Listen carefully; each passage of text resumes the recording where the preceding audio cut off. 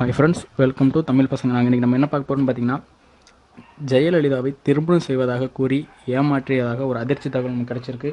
அது என்னென்னு பார்த்தீங்கன்னா, தமிழக முன்னாள் முதலமைச்சர் ஜெயலலிதா திருமணம் செய்யாதவராக இருந்திருக்கார். அது மட்டும் இல்லாமல் அவரோட பேர் கூட செல்வி ஜெயலலிதா என்று அழைக்கப்பட்டார். அவ்வப்போது அவருக்கு ஒரு குழந்தை இருக்கிறது என்ற சர்ச்சையும் தகவல்களும் பரவிய பின்னர் அதுவும் காணாமல் போய்விட்டது. இந்நிலையில் ஜெயலலிதாவிற்கு அதிகமான சந்தேக புத்தி இருந்ததாகவும் அதற்கு காரணம் அவருக்கு ஏற்பட்ட ஏமாற்றங்கள் என ஜெயலலிதாவால் ஒதுக்கி வைக்கப்பட்ட சசிகலா கணவன் நடராஜன் கூறியுள்ளார்.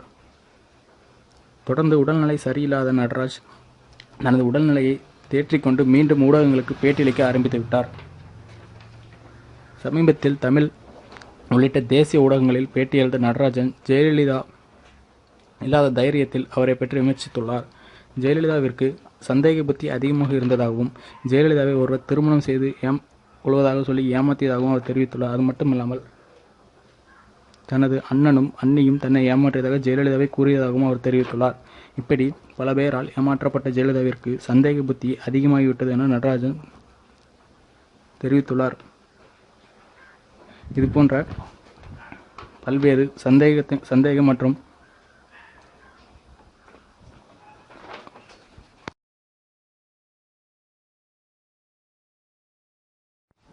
கட்சிகளின் ஒற்றுமையை கெடுக்க நடராஜன் திட்டமிடுவதாகவும் கட்சி தொடர்களிடையே பரவலாக பேசப்பட்டு வருகிறது. இதுபோன்ற சூடான தகவலை தெரிந்து கொள்வதற்கு நமது சேனலை சப்ஸ்கிரைப் செய்யுங்கள். நன்றி, வணக்கம்.